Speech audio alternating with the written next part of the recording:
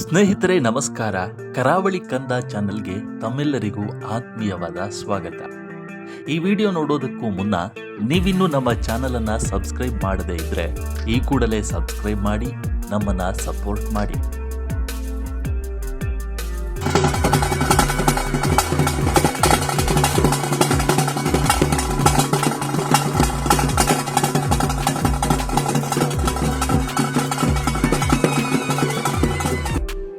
ನಾಗಾರಾಧನೆಗೆ ನಮ್ಮ ಕರಾವಳಿ ಭಾಗದಲ್ಲಿ ವಿಶೇಷವಾದ ನಂಬಿಕೆ ಇದೆ. ಆಶ್ಲೇಷ ಬಲಿ, ನಾಗಮಂಡಲ ಸೇರಿದಂತೆ ಅನೇಕ ಆರಾಧನೆಗಳ ಮೂಲಕ ನಾಗದೇವರನ್ನ ಸಂಪ್ರೀತಿಗೊಳಿಸುವ ಪದ್ಧತಿ ಇದೆ. ಆದರೆ ಇತ್ತೀಚೆಗೆ ಈ ನಾಗಾರಾಧನೆಯ ಕೆಲವು ಆಚರಣೆಗಳು ದಾರಿ ತಪ್ಪುತ್ತಿದೆಯಾ ಅನ್ನುವ ಪ್ರಶ್ನೆಯೂ ಕೂಡ ಎದುರಾಗಿದೆ.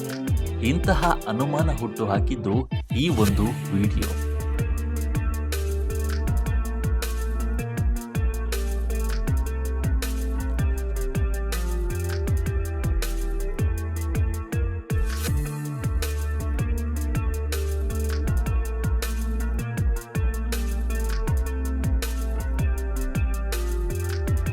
ನಾಗದರ್ಶನದ ಈ ವಿಡಿಯೋ ದಕ್ಷಿಣ ಕನ್ನಡ ಜಿಲ್ಲೆಯ ಬೆಳ್ತಂಗಡಿ ತಾಲೂಕಿನ ದಿಡುಪೆ ಎಂಬ ಪ್ರದೇಶದ್ದು ಎಂದು ಹೇಳಲಾಗುತ್ತಿದೆ.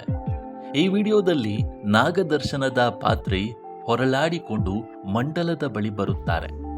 ಸಾಮಾನ್ಯವಾಗಿ ನಾಗದರ್ಶನದಲ್ಲಿ ಹೊರಳಾಡುವುದು, ನಾಲಿಗೆ ಹೊರಹಾಕುವುದು ಅಂದರೆ ನಾಗದೇವರ ಹಾಗೆಯೇ ಭಾವಭಂಗಿಗಳನ್ನು ಮಾಡುವುದು ಸಾಮಾನ್ಯ.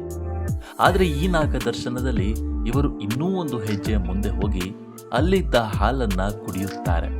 ಇಷ್ಟೇ ಆಗಿದ್ರೆ ಇದೇನೋ ದೊಡ್ಡ ವಿಚಾರ ಎಂದು ಹೇಳಲಾಗುತ್ತಿರಲಿಲ್ಲ. ಆದರೆ ಮುಂದೆ ನಡೆದಿದ್ದು ನಿಜಕ್ಕೂ ಆಶ್ಚರ್ಯಕರ.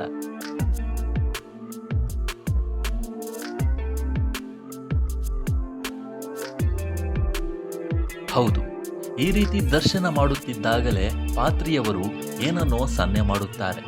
ತಕ್ಷಣ ಅಲ್ಲಿದ್ದವರು ಈ ನಾಗದರ್ಶನದ ಪಾತ್ರಿಯವರ ಮೇಲೆ ಲೀಟರ್ ಗಟ್ಟಲೆ ಹಾಲನ್ನ ಸುರಿಯುತ್ತಾರೆ, ಎಳನೀರನ್ನೂ ಸುರಿಯುತ್ತಾರೆ, ಕೊನೆಗೆ ನೀರನ್ನು ಸುರಿದು ಅಭಿಷೇಕ ಮಾಡುತ್ತಾರೆ. ಇದು ಯಾಕೋ ಅತಿರೇಕ ಎಂದು ಅನಿಸುತ್ತದೆ. ನಾಗದೇವರ ಕಲ್ಲುಗಳಿಗೆ ಹಾಲನ್ನ ಎರೆಯುವುದನ್ನೇ ವಿರೋಧ ಮಾಡುವ ಕೆಲವರು ಇನ್ನು ನಾಗದೇವರ ಪಾತ್ರೆಯ ಮೇಲೆ ಲೀಟರ್ ಗಟ್ಟಲೆ ಹಾಲೆರೆಯುವುದನ್ನು ನೋಡಿ ಸುಮ್ಮನಿರ್ತಾರ. ಈ ವಿಡಿಯೋ ವೈರಲ್ ಆಗ್ತಿದ್ದಂತೆ ದೊಡ್ಡ ಮಟ್ಟಿನ ವಿರೋಧ ವ್ಯಕ್ತವಾಗ್ತಾ ಇದೆ. ಹಾಗೆಂದು ಇದು ಸಂಪ್ರದಾಯವ ಅಥವಾ ಆಚರಣೆಯ ಅಥವಾ ಹೊಸದಾಗಿ ಶುರುವಾಗಿದ್ದ ಅನ್ನೋದೇ ದೊಡ್ಡ ಪ್ರಶ್ನೆ. ಈ ವಿಡಿಯೋ ನೋಡಿದ ಕರಾವಳಿ ಭಾಗದ ಪ್ರತಿಯೊಬ್ಬರೂ ನಾವು ಇಂತಹ ನಾಗದರ್ಶನವನ್ನ ಹಿಂದೆಂದೂ ಕಂಡಿರಲಿಲ್ಲ ಎಂದೇ ಹೇಳುತ್ತಾರೆ.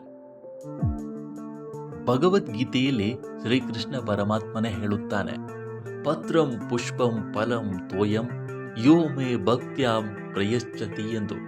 ಅಂದರೆ ನನಗೆ ಯಾರು ಭಕ್ತಿಯಿಂದ ಒಂದು ಎಲೆ, ಒಂದು ಹೂ, ಒಂದು ಫಲ, ಕೊನೆಗೆ ಒಂದು ಬೊಗಸೆ ನೀರು ಸಮರ್ಪಿಸುವರೋ ಅದನ್ನು ನಾನು ಸಂತೋಷದಿಂದ ಸ್ವೀಕರಿಸಿ ಸಂತುಷ್ಟನಾಗಿ ಅನುಗ್ರಹಿಸುವೆ ಎಂದು. ಹಾಗೆಂದು ಆಚರಣೆಗಳು ತಪ್ಪಲ್ಲ, ಆಡಂಬರ ಖಂಡಿತ ಬೇಡ. ನಮ್ಮ ಆಚರಣೆಗಳು ದಾರಿ ತಪ್ಪುತ್ತಿರುವ ಈ ಹೊತ್ತಲ್ಲಿ ಇಂತಹ ಕೆಲವೊಂದಿಷ್ಟು ವಿಚಿತ್ರ ಆಚರಣೆಗಳು ಆಕ್ರೋಶಕ್ಕೆ ಕಾರಣವಾಗುತ್ತಿದೆ.